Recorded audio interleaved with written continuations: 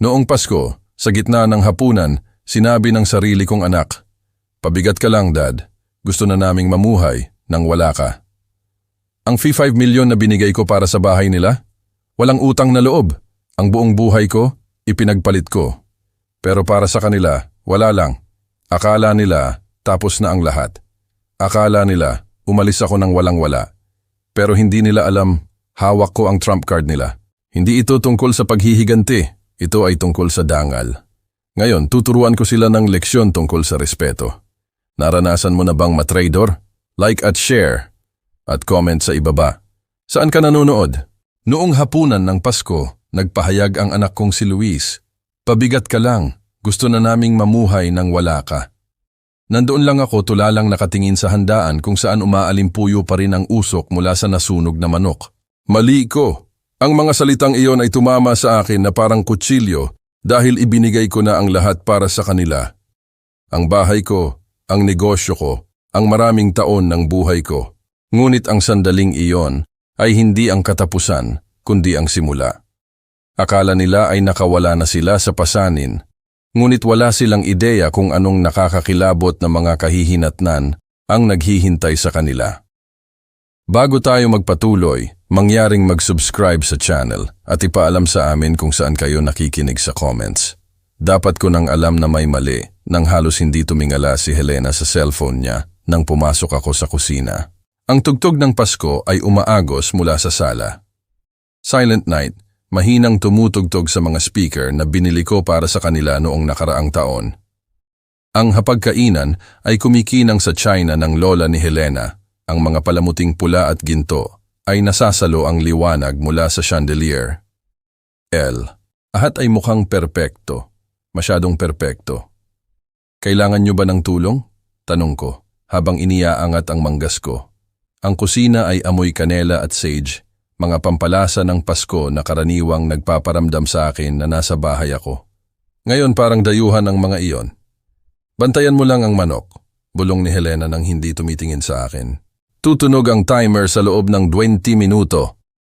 Tumango ako, nagpapasalamat na may magagawa akong kapakipakinabang. Ang nakalipas na ilang buwan ay naging mahirap. Nag-iingat ako. Sinusubukang umiwas sa kanila sa bahay na tinulungan ko silang bilhin. Ngunit Pasko ngayon, oras ng pamilya. Tiyak na magiging iba ang mga bagay-bagay ngayon. Ang matinis na sigaw ng timer ang bumulabog sa aking pag-iisip. Pinapanood ko ang pagbagsak ng niyebe sa labas. Inaalala ang ibang mga Pasko, noong bata pa si Luis, noong sisigaw siya sa kusina, nagtatanong kung dumating na ba si Santa. Nang buksan ko ang pintuan ng oven, lumabas ang itim na usok na parang babala. "Naku po! Naku po!" Kinuha ko ang kawali, ngunit huli na. Ang manok ay nakahiga doon, sunog at sira, mukhang bagay na nanggaling sa isang pelikula ng sakuna. Nagsimula nang umingay ang smoke detector. "Manuel!" Ang boses ni Helena ay humiwa sa kaguluhan. "Ano ang ginawa mo?" "Pasensya na. Hindi ko sinasadya." Nagmamadali akong kinuha ang umuusok na kawali, sinusubukang may maisalba. Kahit ano. "Siguro pwede nating putulin ang mga sunog na bahagi." Ang mukha niya ay nanlamig. Hindi galit, kundi lamig. "Ang galing. Napakagaling." Lumitaw si Luis sa pintuan. Ang ekspresyon niya ay nagbago mula sa kuryosidad patungo sa pandidiri sa loob ng ilang segundo. "Seryoso, sinunog mo ang hapunan ng Pasko?" "Kaya kong ayusin ito," sabi ko. Basag ang boses. "Pupunta ako para bumili ng isa pang manok o mag-order tayo." "Huwag na," patag ang boses ni Luis. "Huwag mo nang gawin." Umupo pa rin kami sa magandang mesa. Ang mga labi ng nasunog na manok ay parang centerpiece ng kabiguan. Patuloy akong humihingi ng tawad, sinusubukang magbiro tungkol sa mga kasanayan ko sa pagluluto. Ngunit ang katahimikan ay lumalabas habang lumilipas ang bawat minuto. Si Helena ay naglalaro sa kanyang mashed potatoes. Si Luis ay nakatingin sa plato niya na parang personal siyang ininsulto nito. "Ang nasunog na manok na ito," sabi ni Luis sa wakas. Ang kanyang boses ay may dalang bigat ng isang bagay na mas malaki kaysa sa sirang karne.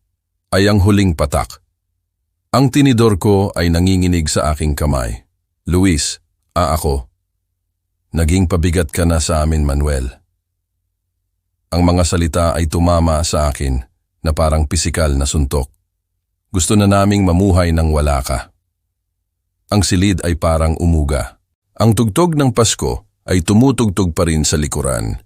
Joy to the world. Ngunit ang mga salita ay parang panunuya. Tumingin ako kay Helena, umaasa ng anumang sinyalis ng pagtutol, ngunit tumango siya sa sinabi ng anak ko. Tama, sabi niya, matatag ang boses na parang yelo. Kailangan namin ng aming espasyo, ang aming privacy. Matanda na kami at hindi na namin kailangang alagaan ka. Alagaan ako. Ipinagbili ko ang negosyo ko, ang bahay ko. Ibinigay ko sa kanila ang lahat para magkaroon sila ng perpektong buhay na ito. At ngayon ako ang pasanin. Hindi ko maintindihan, bulong ko. Halos hindi marinig ang boses ko sa ibabaw ng masayang mga karol. Akala ko pamilya tayo. Ang tawa ni Luis ay mapait. Ang pamilya ay hindi nangangahulugang kailangan nating isakripisyo ang kaligayahan namin para sa iyo. Umupo lang ako doon, nakasabit ang tinidor sa kalagitnaan ng pagsubo.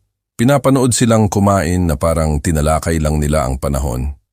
Ang mga ilaw ng Christmas tree ay kumikislap sa kabilang silid.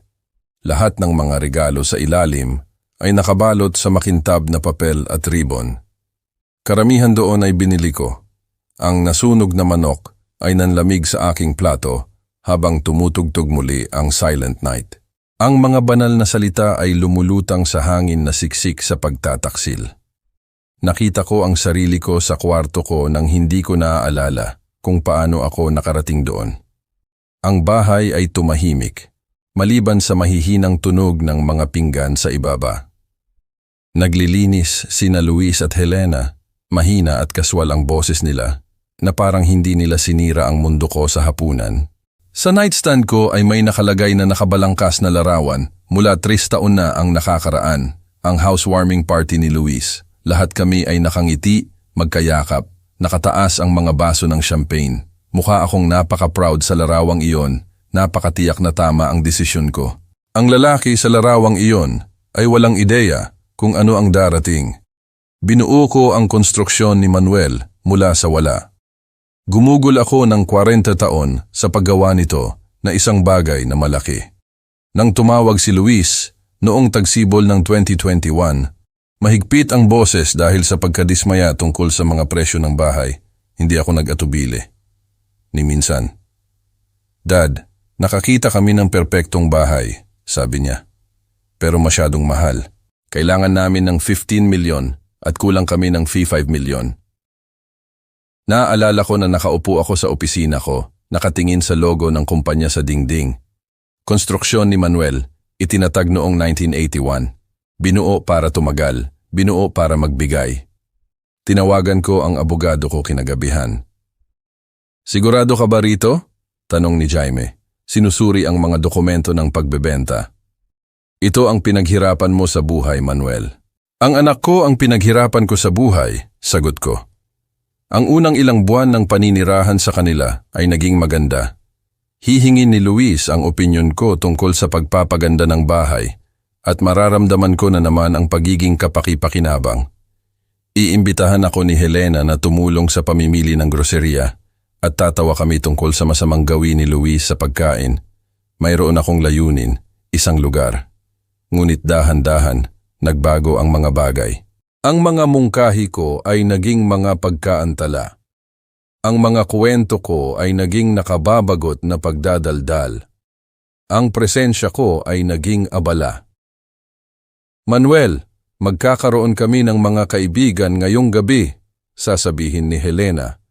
Hindi ako tinitingnan ng diretsyo.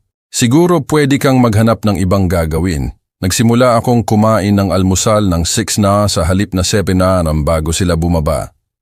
Maglalakad ako ng matagal sa paligid ng subdivision, nagpapalipas ng oras hanggang sa tingin ko ay ligtas na akong umuwi. Binuo ko ang isang buong rutina na dinisenyo upang gawin ang sarili ko na hindi nakikita sa bahay na tinulungan kong bilhin. Ang larawan ay parang nanunuya sa akin ngayon. Ang tiwala na lalaki na ipinagbili ang lahat para tulungan ang anak niya. Ano kaya ang iisipin niya tungkol sa akin ngayon? Nagtatago sa kwarto ko na parang isang hindi gustong bisita. Naririnig ko silang nag-uusap sa ibaba. Ang mga boses nila ay humahalo sa tunog ng umaagos na tubig. Pinag-uusapan ba nila ako? Pinaplano ang susunod nilang hakbang? O nakalimutan na ba nila ang eksena sa hapunan? Nagpapatuloy sa kanilang buhay habang ako ay nakaupo dito, nalulunod sa mga alaala. Kinuha ko ang isa pang larawan. Si Luis noong bata pa, marahil o ang taong gulang, nakasuot ng hard hat sa isa sa mga construction site ko. Naging napaka-proud niya na nandoon. Napaka-excited na tulungan si Daddy na magtayo ng mga bahay. Saan napunta ang munting batang iyon? Umingay ang bahay sa paligid ko, nananahimik na sa gabi. Tiningnan ko ang orasan. 11:47 p.m. Opisyal na tapos ang Pasko. Dapat kong subukang matulog. Umaasa na ang bukas ay magdadala ng paghingi ng tawad, ilang paliwanag, ilang paraan upang ayusin ito. Ngunit habang humihiga ako, suot pa rin ang Christmas sweater ko, may narinig ako na nagpahirap sa paghinga ko. Tawanan. Tumatawa sina Luis at Helena tungkol sa isang bagay sa ibaba. Ang mga boses nila ay magaan at walang pakialam. Ang tunog ay umakyat sa sahig na parang kutsilyo, humihiwa sa anumang pag-asa na nagawa kong panghawakan. Hindi sila nag-aalala tungkol sa akin. Hindi sila nagsisisi. Sila ay nakahinga ng maluwag. Nagising ako na may pag-asa ng umaga ng Pasko na kumakapit sa akin na parang isang matigas na panaginip. Siguro ang kahapon ay isang bangungot na dinala ng sobrang alak at stress ng Pasko.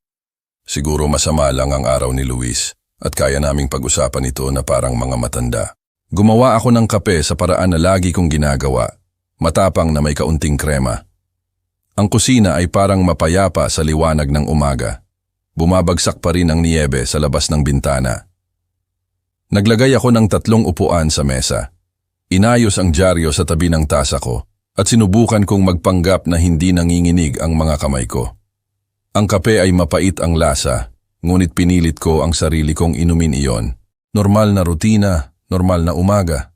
Ang lahat ay pwede pa ring maging normal. Ang mga yabag ni Luis sa hagdanan ang nagpatibok ng mabilis sa puso ko. Ito na. Ang sandali na hihingi siya ng tawad, ipapaliwanag na nalulula lang siya, na hindi niya sinasadya ang sinabi niya. Inayos ko ang mukha ko sa inaasahan kong isang nakakaingganyong ngiti. Lumitaw siya sa pintuan, magulo ang buhok mula sa pagtulog, suot ang pajamas na binili ko para sa kanya noong Pasko.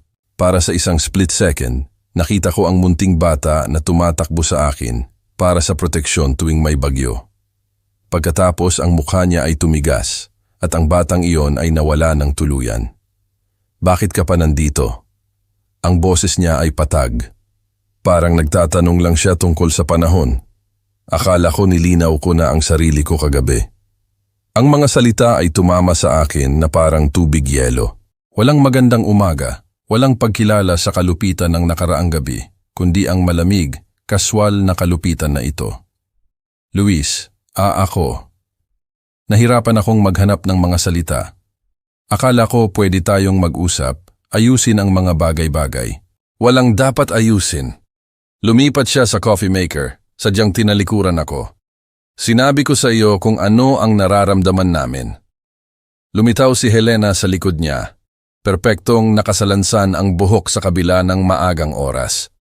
Tiningnan niya ang 3 place setting at naglabas ng isang maliit, mapait na tawa. Ang ilang tao talaga ay hindi nakakakuha ng mga pahiwatig, hindi ba? Sabi niya kay Luis na parang hindi ako nakaupo doon. Siguro kailangan naming maging mas direkta. Mas direkta? Tumayo ako, kumaskas ang upuan ko sa sahig. Sinabi niyo sa akin na pabigat ako at gusto ninyong mamuhay nang wala ako. Gaano pa kayo magiging mas direkta? Bakit ka pa nandito? Ang tanong ni Luis ay inihatid ng may katumpakan. Bakit mo pinapahirapan ito ng higit sa kailangan? Tinitigan ko ang anak ko, ang lalaking ito na pinalaki ko, sinakripisyo, minahal ng walang pasubali, at nakita ko ang isang estranghero. Dahil ito ay dapat na bahay ko rin. Bahay mo? Ang boses ni Helena ay tumulo ng pandidiri. Ito ang bahay namin, Manuel. Binili namin ito. Nagbabayad kami para dito. Nakatira kami dito. Binigay ko sa inyo ang pera.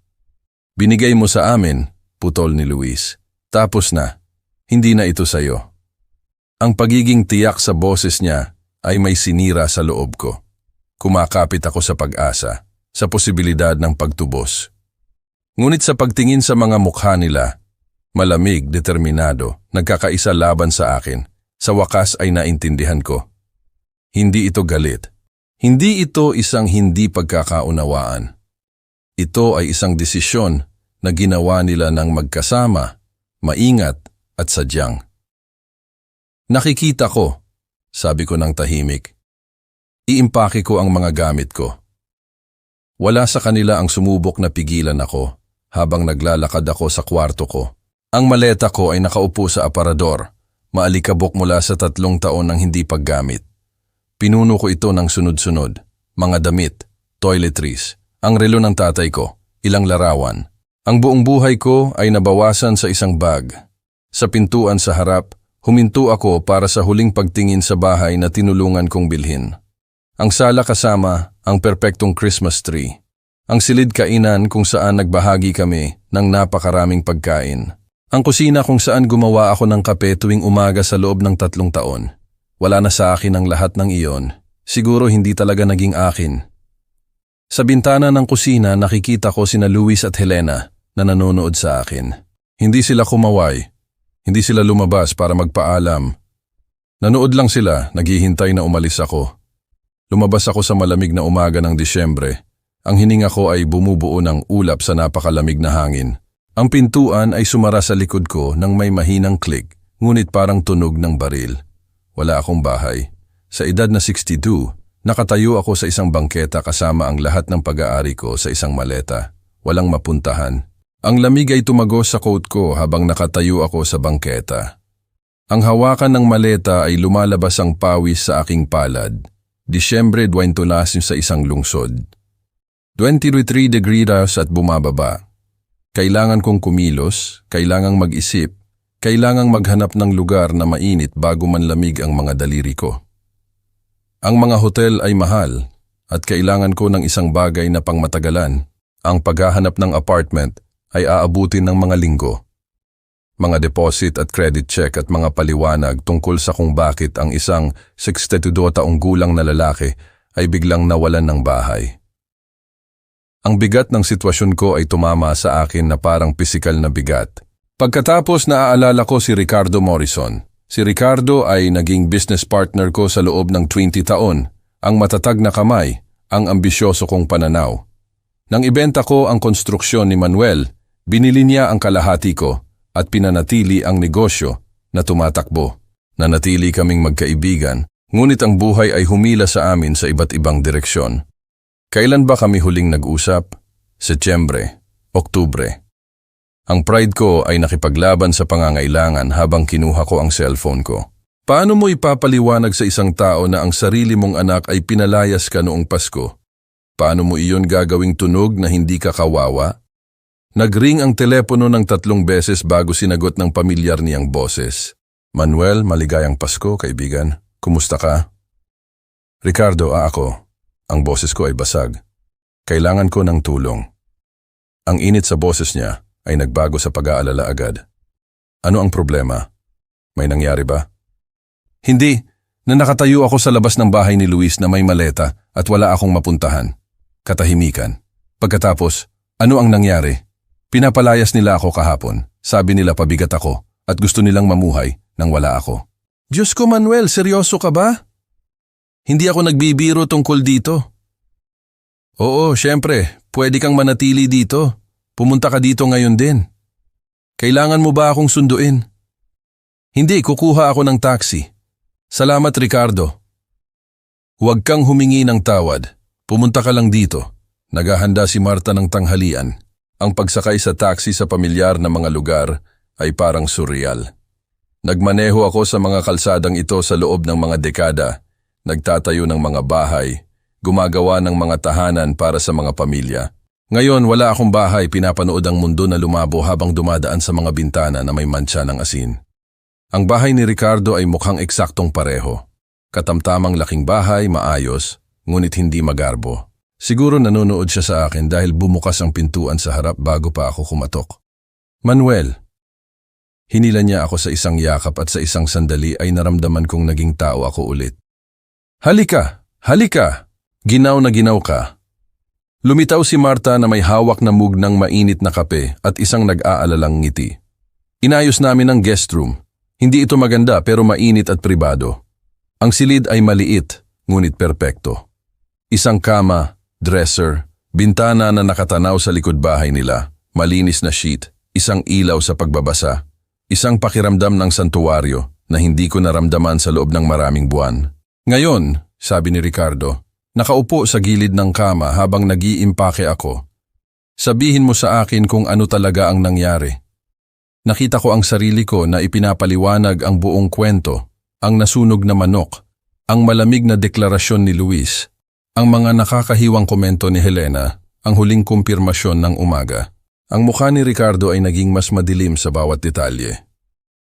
Ang sarili mong anak, sabi niya ng tahimik, pagkatapos ng lahat ng ginawa mo para sa kanya. Patuloy akong nag-iisip na siguro may mali akong ginawa, pag-amin ko. Siguro masyado akong naging abala, masyadong present. Siguro talagang pabigat ako. Kalokohan, matatag ang boses ni Ricardo. Ipinagbili mo ang negosyo mo para tulungan siyang bilhin ang bahay na iyon. Ibinigay mo sa kanya ang lahat. At ngayon wala na ako. Mayroon kang silid na ito hanggat kailangan mo. Mayroon kang mga kaibigan na nagmamalasakit sa iyo at mayroon kang mga option higit sa iniisip mo. Umupo ako sa kama, nararamdaman ang malambot na kutsyon sa ilalim ko. Nakatingin sa paligid sa simple ngunit nakakaingganyong espasyo. Sa unang pagkakataon mula noong hapunan kahapon, nakahinga ako ng hindi nararamdaman na pinipiga ang dibdib ko. Sa bintana, nakikita ko ang likod bahay ni Ricardo. Ang deck na binuo namin nang magkasama 15 na taon na ang nakakaraan, ang hardin kung saan nagtanim si Marta ng kamatis tuwing tag-init. Normal na buhay na nagpapatuloy habang ang buhay ko ay sumabog sa mga piraso. Ngunit ligtas ako ngayon. Pansamantala siguro, ngunit ligtas. Ang guest room ay parang isang santuwaryo habang maingat kong inilalagay ang bawat item mula sa maleta ko sa kahoy na dresser. Ang pocket watch ng tatay ko ay inilagay sa nightstand, ang pamilyar na bigat nito sa palad ko, isang ginhawa na desperado kong kailangan. Ang mga larawan ay nakahanap ng kanilang lugar sa tabi nito. Si Luis noong sanggol pa, ang una niyang araw sa paaralan, ang pagtatapos niya sa kolehiyo, mga alaala ng mas magagandang panahon noong ang pag-ibig ay umaagos sa magkabilang direksyon. Ang mga damit ko ay may dala pa rin ng amoy ng bahay ni Luis, ang mamahaling fabric softener na pinilit ni Helena na bilhin. Kahit ngayon, pinalayas at nakalimutan, napapalibutan ako ng mga paalala ng buhay na nawala sa akin. Nag-vibrate ang cellphone ko laban sa dresser top, autopay alert, 4,500 charge sa account na nagtatapos sa 4762. Internet Services Louis Watson account. Tinitigan ko ang screen, binabasa ang notification ng 2 beses, pagkatapos ay 3 beses. Ang halaga, ang serbisyo, ang pangalan ni Luis. Ang pag-unawa ay tumama sa akin na parang pisikal na suntok. Napaupo ako sa gilid ng kama, nanginginig ang telepono sa aking mga kamay. Pinalayas nila ako, tinawag akong pabigat, ginawa akong parang basura, ngunit inaasahan nilang patuloy kong babayaran ang kanilang komportabling pamumuhay. Nagsimulang magkatalog ang isip ko sa mga automatikong bayarin na inayos ko 3 taon na ang nakakaraan upang tulungan silang magsimula. Internet fee 4,500, Premium TV fee 6,000, Security P3 500, Netflix, Hulu, Amazon Prime P2,000 combined. Home Insurance P9,000, Utility Assistance fee 6,000, halos 65,000 bawat buwan sa loob ng 3 taon. Binuksan ko ang banking app ko na may mga daliri na hindi na nanginginig. Nanginginig sila ngayon dahil sa layunin. Ang seksyon ng automatikong bayarin ay nagpakita ng nakapipinsalang listahan. 12 iba't ibang serbisyo, lahat para sa address ni Luis. Lahat ay nagdudulot ng drain sa account ko buwan-buwan, habang nabubuhay ako bilang isang hindi gustong bisita sa sarili kong anak. Kalayaan, bulong ko sa walang laman na silid. Gusto nila ng kalayaan. Nagsimula ako sa internet. Ang website ng kumpanya ay ginawa ang pagkansela na nakakagulat na madali kapag nahanap mo ang tamang mga pindutan. Reason for canceling? Pinili ko ang moving at tinype ang no longer residing at service address. Confirmation email. Ang iyong internet service ay madidiskonekta sa Enero 2, 2025. Sunod, ang Premium TV. Ang premium package kasama ang bawat sports channel at movie network na gusto ni Helena. Cancel. Security. Ang sistema na nagparamdam sa kanila na ligtas sa kanilang perpektong tahanan. Cancel. Isa-isa sistematikong binuwag ko ang pinansyal na pundasyon ng kanilang komportabling buhay. Ang bawat pagkansela ay naramdaman na parang pagbawi ng isang piraso ng aking dignidad, aking pagpapahalaga sa sarili, aking kapangyarihan. Ang mga streaming service, home insurance, utility assistance. Ang mga confirmation email ay bumaha sa inbox ko na parang isang digital na avalanche ng hustisya. Ang telepono ko ay nagpakita ng huling tala, isang 65,000 worth ng buwanang obligasyon ang nakansela. Ang mga effective date ay mula sa agaran hanggang sa 2 linggo, depende sa mga patakaran ng bawat kumpanya. Umupo lang ako doon na may hawak na telepono, napapalibutan ng mga confirmation email, nakararamdam ng isang bagay na hindi ko naranasan mula noong hapunan ng Pasko. Kontrol. Manuel, tawag ni Ricardo mula sa ibaba. Handa na ang tanghalian. Tiningnan ko ang refleksyon ko sa salamin ng guest room. Sa unang pagkakataon sa loob ng 1 linggo, nakita ko ang isang bagay maliban sa isang sirang matandang lalaki. Nakita ko ang isang tao na nagsimula pa lang sa unang hakbang patungo sa pagtuturo ng isang napakahalagang aral tungkol sa pagpapahalaga. Ang silid kainan ni Ricardo ay naramdaman na mainit at nakakaengganyo. Ang mga larawan ng pamilya ay sumasakop sa mga dingding, isang mesa na nagpakita ng banayad na pagkagasgas ng mga tao ng pagbabahagi ng pagkain. Mukha kang iba, sabi ni Ricardo, habang nagsasandok ng sabaw sa mga mangkok. Mas nakasentro siguro. Gumawa ako ng ilang financial adjustments sa itaas, sabi ko ng maingat. Inabot sa akin ni Marta ang isang sandwich. Minsan ang pagkuha ng kontrol sa kung ano ang kaya nating kontrolin ay tumutulong sa atin na maging tao muli. Sinuri ni Ricardo ang mukha ko. Speaking of taking control, naaalala mo si Tom Bradley? Si Tom?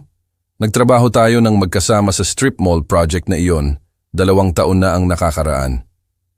Tumango ako. Si Tom ay naging isang disenteng carpenter, tahimik ngunit maaasahan. Si Tom ay dumaan sa isang katulad na bagay sa kanyang anak, patuloy ni Ricardo. Umupo sa kanyang upuan. Tinulungan niya itong bumili ng kondo sa downtown, lumipat upang tumulong sa mga gastos. 34 taong gulang at itinuring niya si Tom na parang inupahang katulong. Ano ang nangyari? Tanong ko, bagaman may isang bagay sa tono ni Ricardo na nagmumungkahi na ang kwentong ito ay may layunin. Aba, ang mga mata ni Ricardo ay nagkaroon ng storytelling gleam.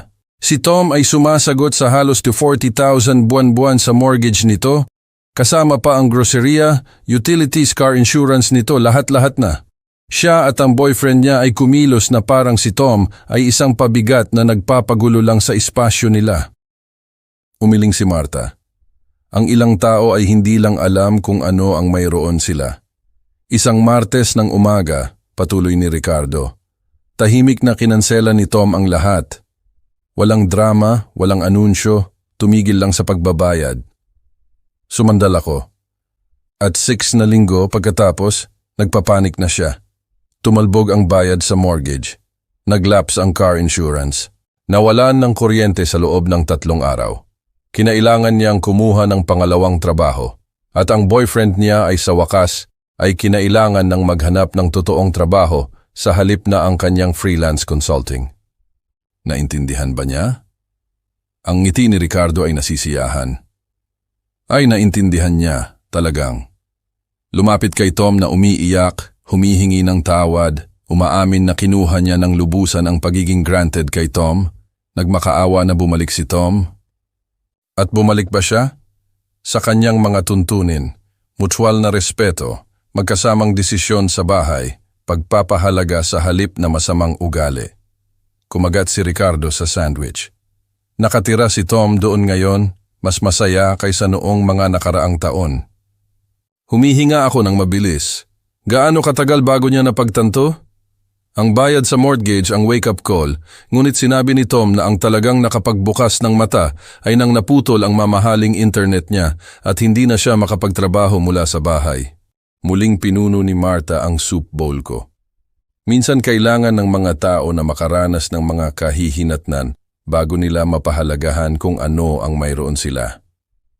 Maingat akong pinapanood ni Ricardo. Manuel, ano ba talaga ang ginawa mo sa itaas?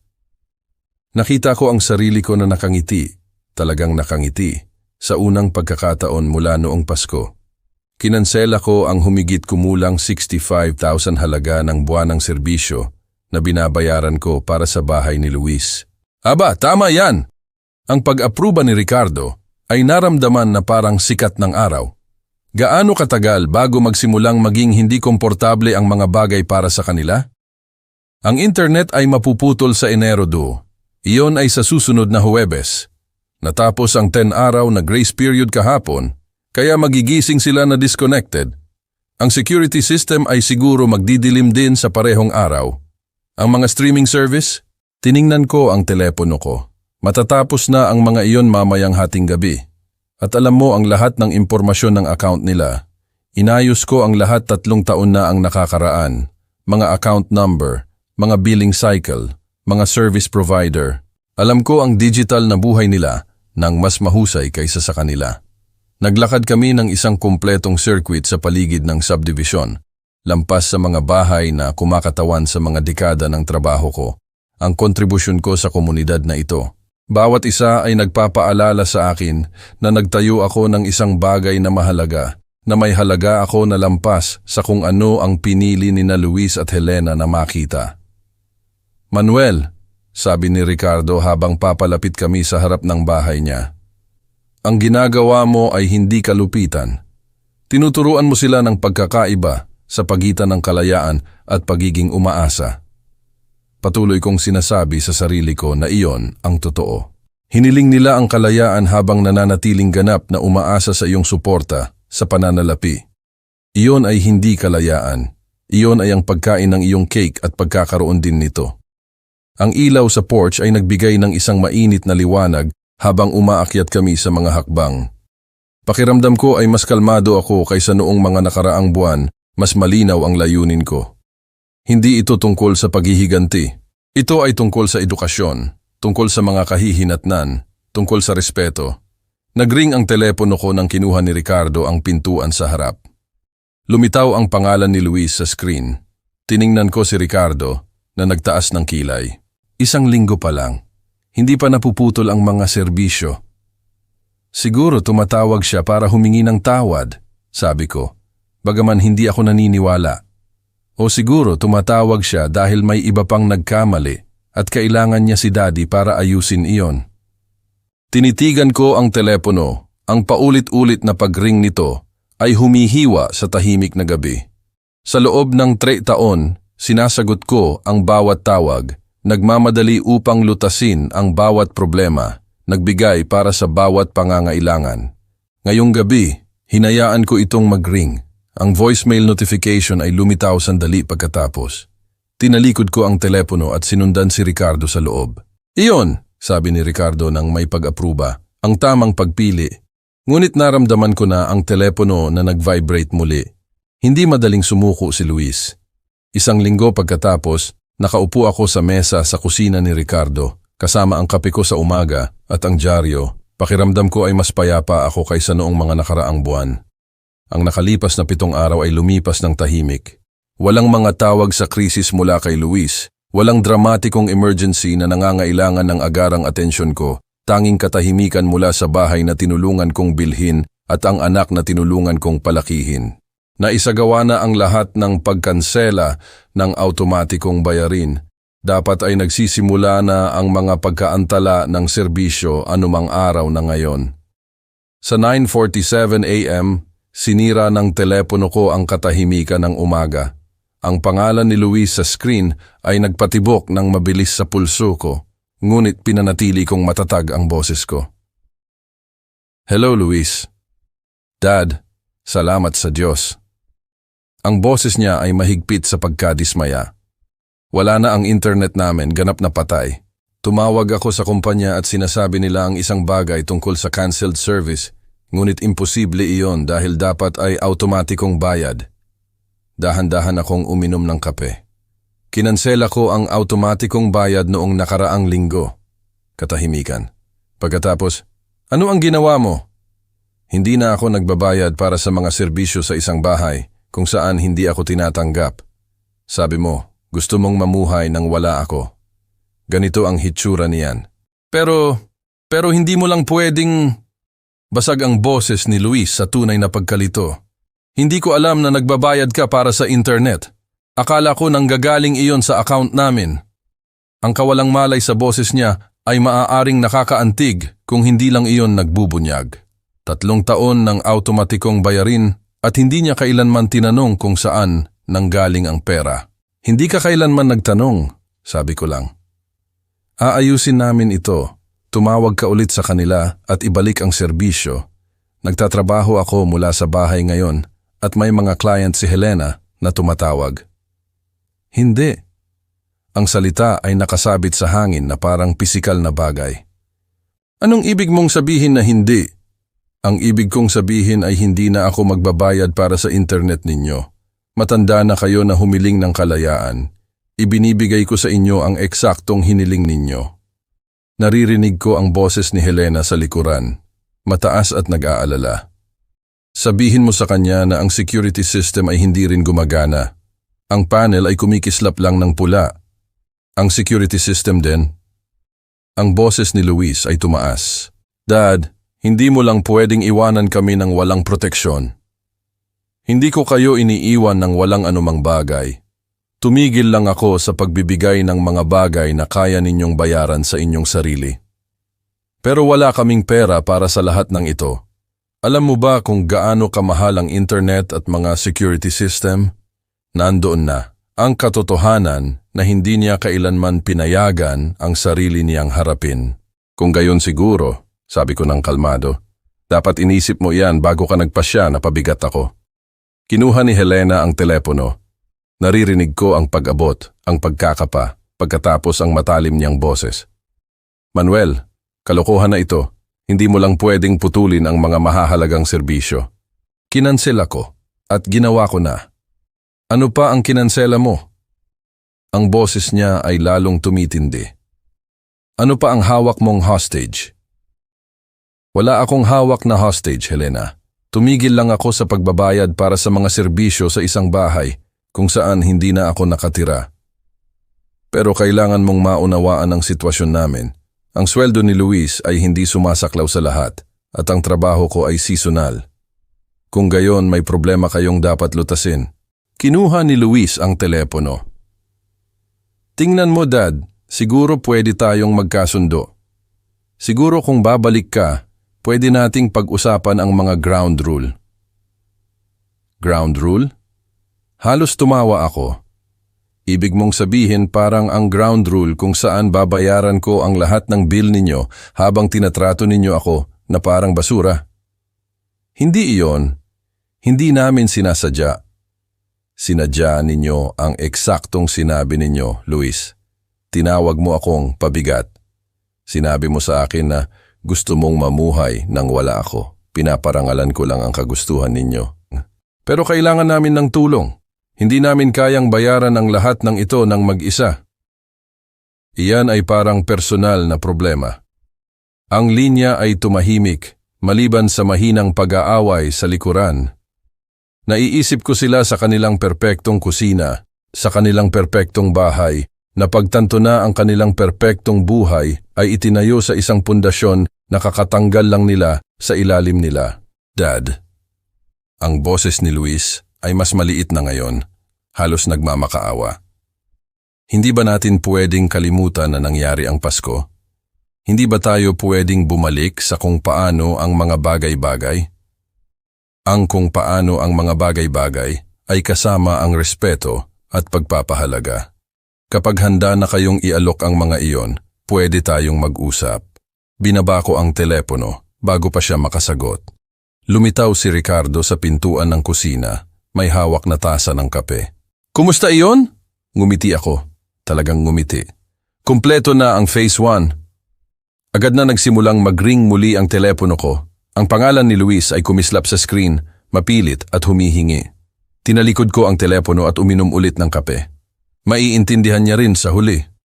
O hindi, sabi ni Ricardo. Umupo sa upuan sa tapat ko. Alin man sa dalawa, iyon ang pagpili niya. Nagbuzz ang telepono ng 2 beses pa, pagkatapos ay tumahimik. Sa tahimik na kusina, napapalibutan ng normal na mga tunog ng isang normal na umaga, naramdaman ko ang isang bagay na hindi ko naranasan sa loob ng 3 taon. Naramdaman kong iginagalang ako. 2 linggo pagkatapos, tinutulungan ko si Marta na planuhin ang listahan ng groseriya niya nang mag-ring ang telepono ko sa ika-4 na pagkakataon ngayong linggo. Ang pangalan ni Luis ay kumislap sa screen, mapilit tulad ng dati. Sinusubukan kong huwag sagutin ang karamihan sa mga tawag niya. Ngunit tumingin si Ricardo mula sa kanyang crossword puzzle at tumango patungo sa telepono. Baka gusto mong pakinggan kung ano ang sasabihin niya, suhestyon ni Ricardo. Ang kaalaman ay kapangyarihan. Sinagot ko sa ika-5 ring. Hello, Luis. Dad, sa wakas. Ang boses niya ay may dalang pinaghalong ginhawa at pagkadismaya. Tingnan mo, sumobra na ito. Umiiyak si Helena sa loob ng 3 araw. Sinasabi niya na ipagpapaliban namin ang anniversary dinner namin dahil hindi na namin kaya. Ang anniversary nyo ay responsibilidad ninyong planuhin at pundohan. Pero hindi namin kaya. Hindi mo ba naiintindihan? Naputol ang cable sa kalagitnaan ng playoff season. Ang security system ay down na sa loob ng 2 linggo at natatakot si Helena na mag-isa sa bahay. Mayroon kaming mga warning notice mula sa kumpanya ng kuryente, ang departamento ng tubig. Nakinig ako sa kawalan ng pag-asa sa boses niya. Napansin kung paano pa rin niya inilalagay ang lahat bilang problema ko na dapat lutasin. Wala sa mga iyon ang nagbabago sa sinabi mo sa akin noong Pasko, sagot ko ng kalmado. Aba, Dad, iyon ay... Na-stress lang kami. Sinunog mo ang hapunan at nag-overreact kami. Hindi mo ba pwedeng hayaan na lang yon?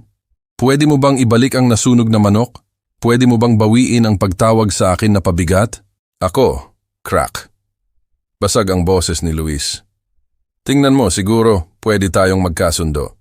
Siguro masyado kaming nagmadali. Pwede kang bumalik at pwede kaming magtatag ng ilang ground rule. Kaninong ground rule? Iyo o akin? Aba, syempre, tinalakay namin. Ibig kong sabihin, bahay pa rin namin iyon. Sa bintana ng kusina, nakita ko ang isang kotse na papasok sa driveway ni Ricardo. Isang pamilyar na kotse.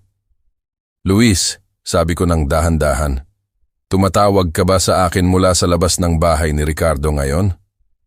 Katahimikan, pagkatapos ang tunog ng pagsara ng pintuan ng kotse. Gusto lang naming mag-usap, Dad. Face to face. Nagring ang doorbell.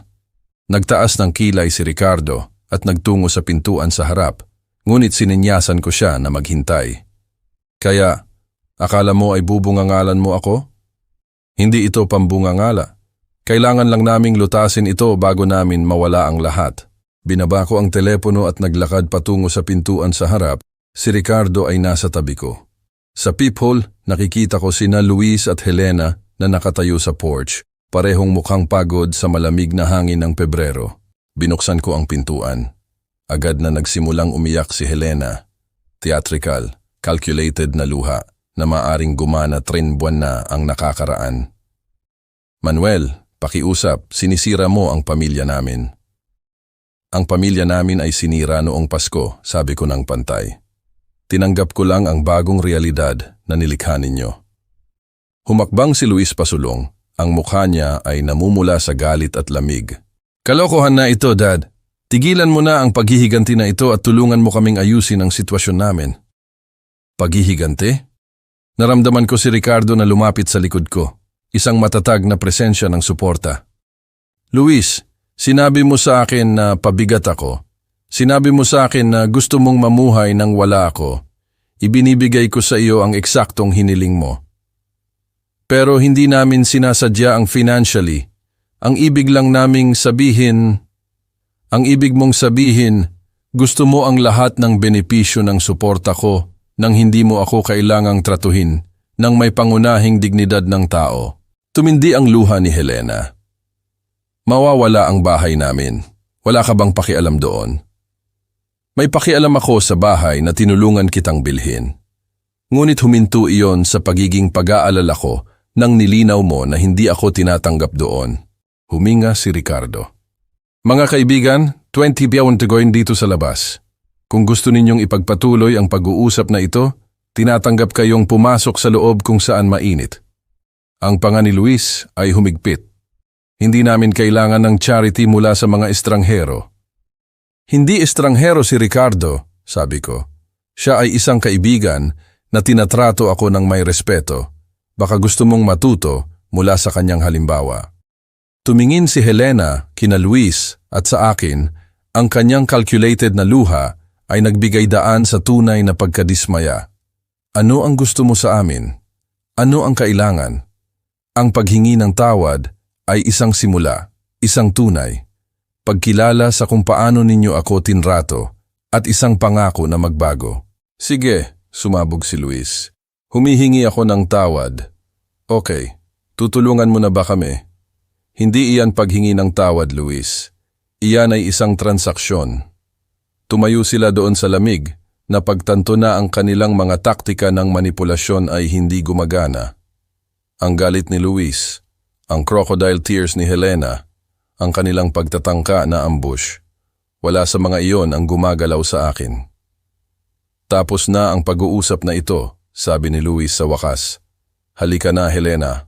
Tumalikod sila at naglakad pabalik sa kotse nila. Ang braso ni Luis ay nakayakap sa balikat ni Helena sa isang pagpapakita ng pagkakaisa na naramdaman na parang rehearsed. Nang makarating sila sa sasakyan nila, may napansin akong puti na nakalagay sa ilalim ng windshield wiper, isang bagay na hindi pa nila nakikita, isang foreclosure notice. Wala akong sinabi habang umaalis sila. Ang kanilang krisis ay bumibilis ng higit sa kung ano ang napagtanto pa nila. Isinara ni Ricardo ang pintuan sa likod namin. Ganyan ang inaasahan. Mas mahusay, sabi ko. Pinapanood ang mga taillight nila na nawawala sa kalsada. Nauubusan sila ng mga option ng mas mabilis kaysa sa alam nila. 3 linggo pagkatapos nag-e-enjoy ako sa kape ko sa umaga sa seksyon ng pananalapi ng dyaryo nang lumitaw ang isang hindi kilalang lokal na numero sa telepono ko. Natuto akong maging maingat. Nagsimula sina Luis at Helena na gumamit ng iba't ibang telepono pagkatapos kong tumigil sa pagsagot sa regular na numero ni Luis. Manuel Watson, sagot ko ng maingat. Manuel, salamat sa Diyos. Ang boses ni Helena ay mahigpit sa pagpapanik. Wala ang kanyang karaniwang calculated sweetness. Ako ito. Tumatawag ako mula sa trabaho dahil si Luis. Dahil kami. Nga ka, Helena. Ano ang problema? Lahat ay mali. Ang boses niya ay basag sa tunay na pagkabalisa. Nakuha namin ang mga foreclosure paper. Ang opisyal. Ang bangko ay humihingi ng 180,000 sa mga missed payment sa loob ng 30 araw o kukunin nila ang bahay. Naramdaman ko ang isang kirot. Hindi gaanong simpatiya, kundi pagkilala sa kung gaano kalubha ang nangyari. Nakikita ko. At si Luis, huminga siya ng malalim. Nawalan si Luis ng trabaho noong nakaraang linggo. Sabi nila ay naging hindi siya maaasahan, palaaway sa mga kasamahan. Ang unemployment niya ay halos hindi sumasaklaw sa groseriya. Ngayon naintindihan ko ang kawalan ng pag-asa sa boses niya. Hindi na ito manipulasyon. Ito ay tunay na pagpapanik. Nakakalungkot iyon, sabi ko ng tahimik. Manuel, pakiusap. Alam ko na kami. Alam kong may mga nasabi, ngunit mawawala ang lahat sa amin. Ang bahay namin, ang seguridad namin, ang kinabukasan namin. Nag-a-apply si Luis sa lahat ng dako, ngunit sa reference na iyon mula sa dati niyang trabaho. Ano ba talaga ang hinihiling mo sa akin, Helena? Tulungan mo kaming iligtas ang bahay. Ibabalik namin sa iyo ang master bedroom. Iluluto ko ang paborito mong pagkain gabi-gabi. Pwede mong gawin ang lahat ng desisyon sa bahay, kahit anong gusto mo. Sa isang sandali, naramdaman ko ang dating likas na ugali na magmadali at ayusin ang lahat, ngunit ang kwento ni Tom Bradley ay umaling-aw-ngaw sa isip ko. Kasama ang karunungan ni Ricardo, tungkol sa mga kahihinatnan at respeto. Ito ang kailangan ko, sabi ko ng dahan-dahan. Isang tunay na paghingi ng tawad mula kay Luis. Hindi pasensya na, pero pasensya na kung naramdaman mo iyon. Isang tunay na pagkilala sa sinabi niya at kung paano niya ako tinrato. Okay. Oo, kaya niya iyon.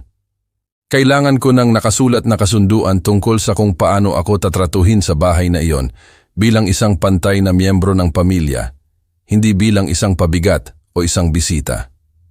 Oo, talagang. Kailangan ko ng kumpletong financial transparency. Gusto kong makita ang budget ninyo, ang mga utang ninyo, ang kita ninyo. Kung nag-aambag ako sa sambahayan na ito, may karapatan akong magsalita sa kung paano ginagastos ang pera. Katahimikan sa kabilang dulo.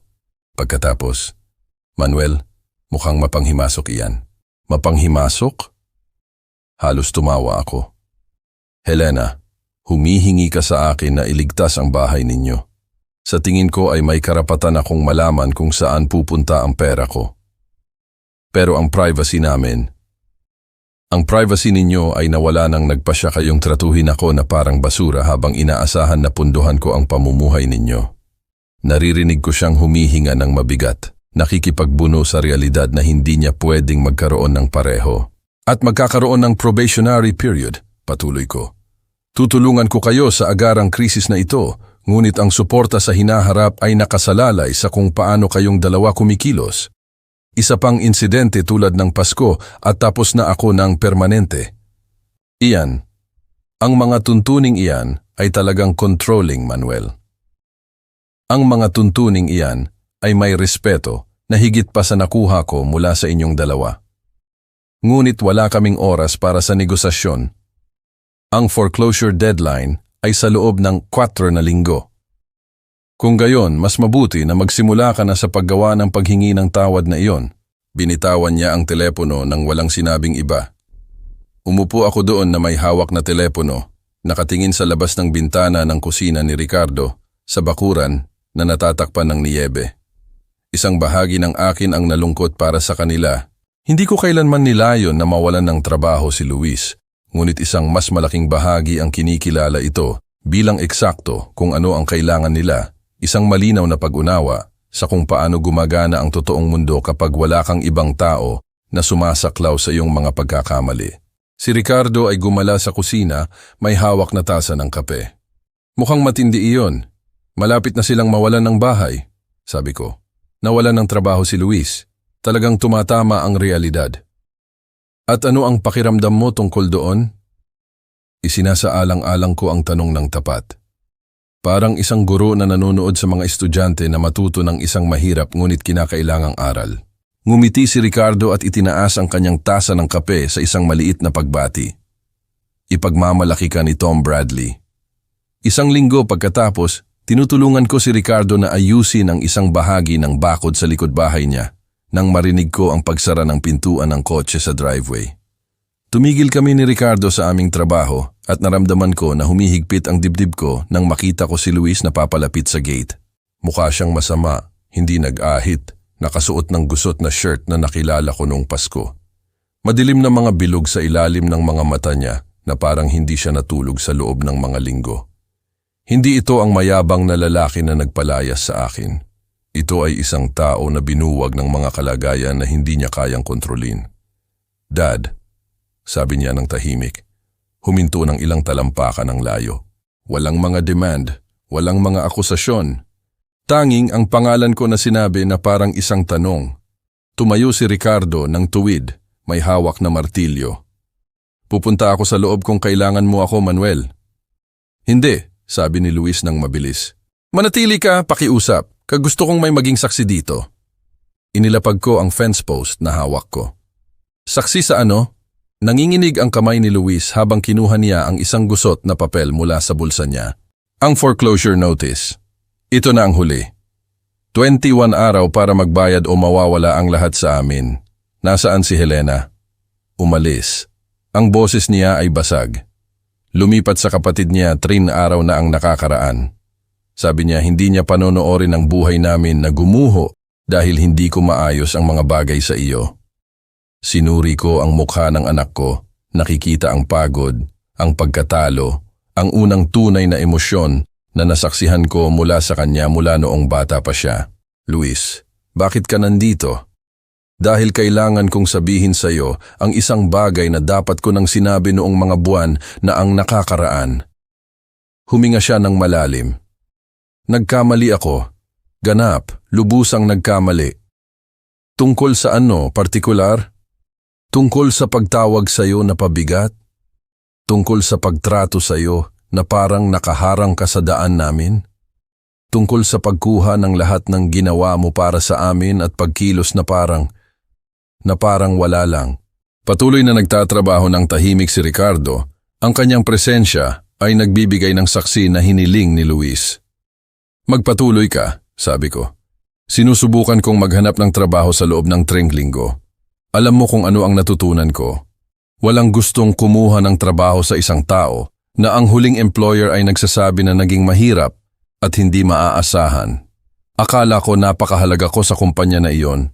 Ngunit pinalitan nila ako sa loob ng 2 araw. Umupo si Luis ng mabigat sa picnic table ni Ricardo. Mukhang mas matanda kaysa sa 35 taong gulang niya. At ang mga bill?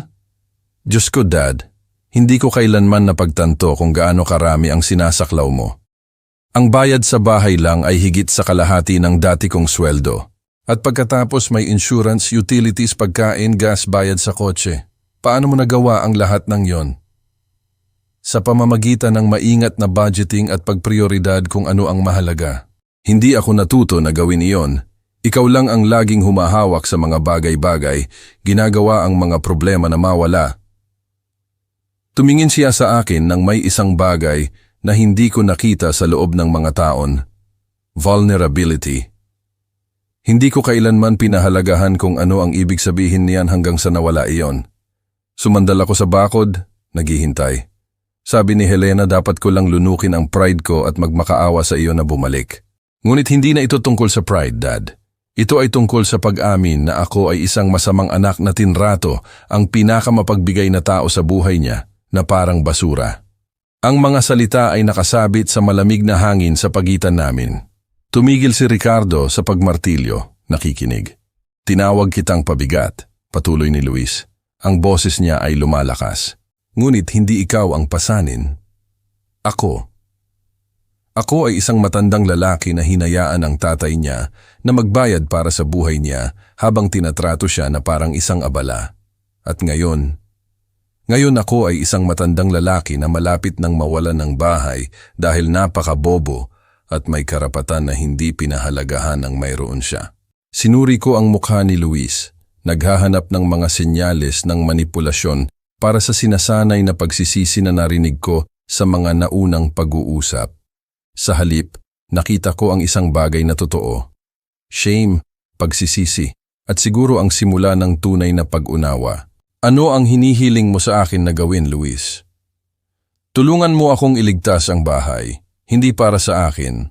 Alam kong hindi ako karapat-dapat, ngunit ito ay investment mo rin.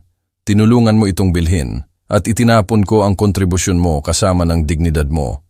At bilang kapalit, tinatanggap ko ang iyong mga tuntunin, lahat ng mga iyon, financial transparency, magalang na pagtrato, ang iyong pagkakasangkot sa mga desisyon sa bahay, kahit anong kailangan mo. Gaano katagal? Hanggat kinakailangan upang patunayan na natuto ako ng isang bagay mula sa sakunang ito. Inilapag ni Ricardo ang kanyang martilyo at tumingin sa aming dalawa. Manuel, ito ay parang isang binata na handa ng bawiin ang nawala sa kanya. Naramdaman ko ang isang bagay na nagbago sa loob ko.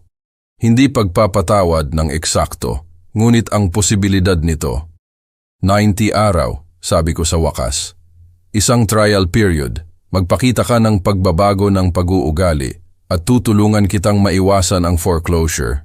Ang ginhawa ni Luis ay nakikita. Ano ang kailangan kong gawin muna? Ipakita mo sa akin ang iyong kumpletong larawan sa pananalapi.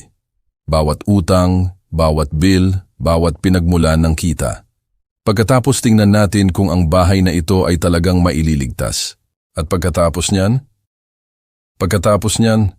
Patunayan mo na naiintindihan mo ang pagkakaiba sa pagitan ng pagiging anak ko at pagiging isang tao na karapat-dapat sa suporta ko. Tumango si Luis, tumayo mula sa picnic table. Sa unang pagkakataon sa loob ng maraming buwan, tumingin siya sa akin ng diretsyo sa mata. Salamat, Dad, sa hindi mo lubusang pagsuko sa akin. Huwag kang magpasalamat sa akin ngayon, sabi ko. Magpasalamat ka sa akin sa loob ng 90 araw kung talagang nagbago ka. Habang naglalakad si Luis pabalik sa kotse niya, napansin ko na hindi na nakasampay ang mga balikat niya sa pagkatalo. Dala nila ang bigat ng responsibilidad sa halip. Isang pasanin na sa wakas ay handa na siyang dalhin. 6 na linggo pagkatapos, nakatayo ako sa pintuan ng master bedroom. Ang master bedroom ko na ngayon, pinapanood sina Luis at Helena na inaayos ang kanilang mga gamit sa mas maliit na silid sa bulwagan. Ang simbolikong pagbaliktad ay naramdaman na tama, isang pisikal na representasyon ng mga bagong dynamics na itinatag namin. Tinupad ni Luis ang kanyang salita. Araw-araw sa loob ng 6 na linggo, ipinakita niya ang pagbabago ng pag-uugali na hinihingi ko. Nakakita siya ng bagong trabaho. Mas mababa ang bayad kaysa sa dati niyang posisyon, ngunit ang supervisor niya ay pinuri na ang work ethic at ugali niya. Ipinakita niya sa akin ang bawat paycheck, bawat bill, bawat paggasta. Bumalik si Helena pagkatapos ng 2 linggo. Nilunok ang pride niya nang napagtanto niya na seryoso si Luis tungkol sa pagtugon sa mga kondisyon ko. Nahihirapan pa rin siya sa bagong kaayusan. Nakikita ko iyon sa paraan na kinakagat niya ang dila niya kapag gusto niyang pintasan ang mga desisyon ko. Ang pilit ng ngiti kapag humihingi siya ng opinyon ko tungkol sa mga bagay-bagay sa bahay. Ngunit sumunod siya, naintindihan na ang alternatibo ay ang mawala ang lahat. Dad. Lumitaw si Luis sa pintuan ko, may hawak na tumpok ng mail. Ang electric bill ay dumating. 3,000 mas mababa kaysa noong nakaraang buwan dahil mas maingat kami sa paggamit. Magaling, sabi ko, kinuha ang bill para suriin. Ito ay bahagi ng kasunduan namin. Nakikita ko ang lahat bago ito bayaran. May veto power ako sa anumang gastos na higit sa 500. Tumawag din si Ricardo. Gusto nilang maghapunan ni Marta sa linggo para makita kung paano kami nag-aayos. Sabihin mo na oo at hilingin mo kay Helena na gawin ang pot roast na iyon na nagustuhan nila noong huling beses. Tumango si Luis. Ang dating Luis ay magagalit sa paghiling na magbigay ng mga kahilingan sa kanyang asawa. Ang Luis na ito ay naintindihan na ang respeto ay umaagos sa magkabilang direksyon at nakuha ko ang karapatang igalang ang aking mga kagustuhan. Kinagabihan, umupo kami para sa aming unang relax na hapunan ng pamilya mula noong bago ang Pasko. Ang mesa ay inayos ng may pag-iingat. Ang upuan ko ay nasa ulo kung saan ito nararapat. Ang pag-uusap, kasama ang aking mga opinyon tungkol sa sitwasyon ng trabaho ni Luis at ang aking mga mungkahi para sa budget nila. Naisip ko, sabi ni Luis habang kumakain ng dessert, tungkol sa sinabi mo tungkol sa pampublikong pagkilala. Nagtaas ako ng kilay.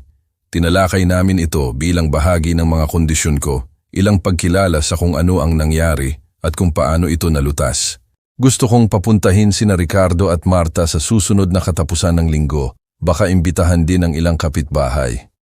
Gusto kong pasalamatan ka ng publiko para sa iyong pasensya at kilalanin kung gaano ako nagkamali tungkol sa lahat. Umayon si Helena ng hindi komportable, ngunit hindi tumutol. Natutunan niya na ang kanyang kaginhawaan ay hindi na ang pangunahing pagsasaalang-alang sa mga desisyon sa bahay. Mukhang angkop iyan, sang-ayon ko. Noong sumunod na Sabado, sumama sina Ricardo at Marta sa amin, kasama ang ilang kapitbahay. Naghanda si Luis ng mga remarks, ngunit nang dumating ang sandali, nagsalita siya mula sa puso. Inanyayahan ko kayong lahat dito dahil kailangan kong kilalanin ang isang bagay ng publiko. Nagsimula siya, nakatayo sa aming sala nang may katatagan na hindi ko nakita mula sa kanya sa loob ng maraming taon. 3 buwan na ang nakakaraan, tinrato ko ang aking ama ng masama. Kinuha ko ang kanyang pagkabukas palad ng granted at binayaran ang kanyang mga sakripisyo ng may kalupitan at kawalang galang. Pinanood ko ang mga mukha ng mga kapitbahay. Nakikita ang kanilang pagtataka sa katapatan ni Luis. Ang aking ama ay pwedeng isulat ako ng lubusan. Sa halip, tinuruan niya ako ng pinakamahalagang aral ng aking pang-adultong buhay na ang respeto ay kailangang kitain, hindi hilingin, at ang pagpapahalaga ay hindi pwedeng ipagpalagay. Tumingin siya sa akin ng diretso. Dad, salamat sa hindi mo pagsuko sa akin. Salamat sa pagtuturo mo sa akin ng pagkakaiba sa pagitan ng pagiging may karapatan at pagiging nagpapasalamat. Tahimik ang silid sa isang sandali. Pagkatapos, nagsimulang pumalakpak si Ricardo at sumali ang iba. Pinunasan ni Aling Marta ang kanyang mga mata gamit ang tissue. Pagkatapos umalis ng lahat, umupo ako sa komportable kong upuan sa sala. Ang pinakamahusay na upuan, nakaposisyon kung saan makikita ko ang parehong telebisyon at ang bintana sa harap. Sina Luis at Helena ay nasa kusina naglilinis, mahina at kooperatiba ang mga boses nila. Ang bahay ay naramdaman na payapa sa paraan na hindi kailanman nangyari sa loob ng unang 3 taon ko dito.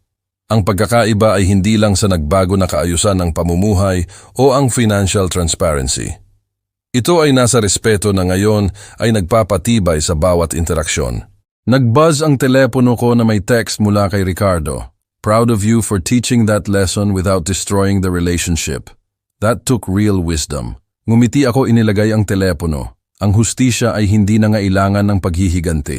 Kinailangan nito ng pasensya, matatag na mga hangganan, at ang pagiging handa na hayaan ang natural na mga kahihinatnan na gawin ang kanilang trabaho.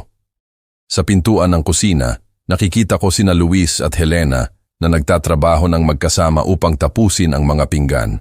Bukas, pupunta si Luis sa trabaho niya, isang trabaho na pinahahalagahan niya dahil naintindihan niya kung ano ang ibig sabihin ng kawalan ng trabaho. Si Helena ay pamamahalaan ng household budget na sinang-ayunan naming lahat at patuloy akong mabubuhay bilang isang iginagalang na miyembro ng pamilyang ito sa halip na isang maginhawang tagapagbigay. Kinuha ko ang dyaryo ko, umupo ulit sa upuan ko, at pinayagan ang sarili ko ng isang sandali ng malalim na kasiyahan. Minsan ang pinakamahusay na paghihiganti ay ang simpleng pagtanggi na tanggapin ang pagiging tinrato ng masama. Minsan ang hustisya ay hindi nanggagaling sa parusa, kundi sa pagpipilit sa dignidad. Ang bahay ay tahimik na ngayon, puno ng komportabling mga tunog ng isang pamilya na natuto sa wakas kung paano pahalagahan ang mayroon sila, at iyon ay nagkakahalaga ng higit pa sa anumang paghihiganti na maaari kong planuhin. Kung nagustuhan ninyo ang kwentong ito, paki-like ang video na ito, mag-subscribe sa channel, at ibahagi ang inyong mga impresyon sa kwentong ito sa mga comments. Upang makinig sa susunod na kwento, mag-click sa box sa kaliwa. Salamat sa panonood. Ngayon, tahimik na ang bahay. Si Luis at Helena naglilinis sa kusina. Hindi na sila yung dating Luis at Helena. Ang master bedroom ay akin na. Ang desisyon sa akin na. Si Luis nagtatrabaho na. Pinahahalagahan niya ang trabaho dahil naintindihan na niya ang walang trabaho. Hindi ko kailangan ng paghihiganti. Ang hustisya ko ay ang pagrespeto. Ang dignidad ko. Pumunta siya sa picnic table ni Ricardo. Sa harap ng saksi, umamin siya. Ako ang pasanin. Nagbago sila dahil sa konsekwensya. Ang pinakamalaking aral ay hindi ang pera, kundi ang dangal. Salamat sa inyong panonood. Sa susunod na kwento,